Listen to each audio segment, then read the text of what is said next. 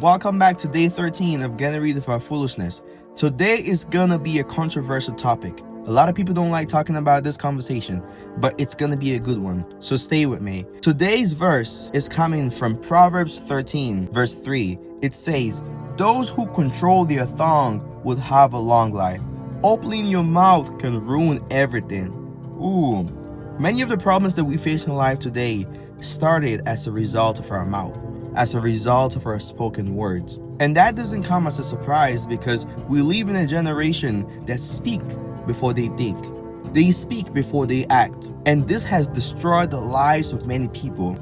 We live in a generation that emphasizes on freedom of speech. Silence is seen as a weakness. The more you speak, the more eloquent you are, the more people see you as powerful.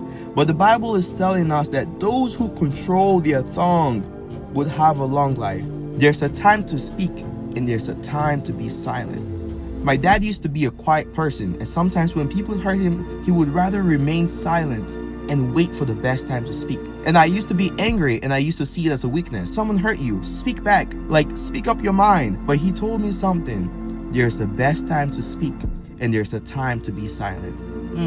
There's something so powerful about silence. Silence can never be misunderstood. Silence can never be misinterpreted. Jesus knew when to speak.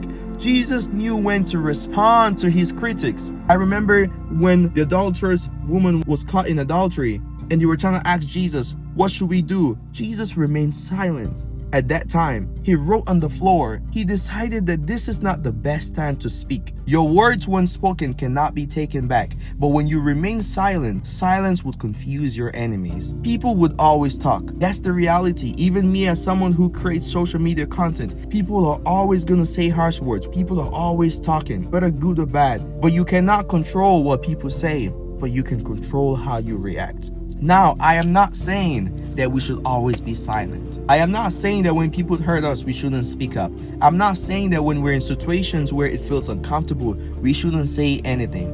That's not what I'm saying. What I'm saying is that there's a best time to speak and there's a time to be silent. There's a time to pray and there's a time to act. Sometimes before you speak, pray to God. God, is this the right thing to say?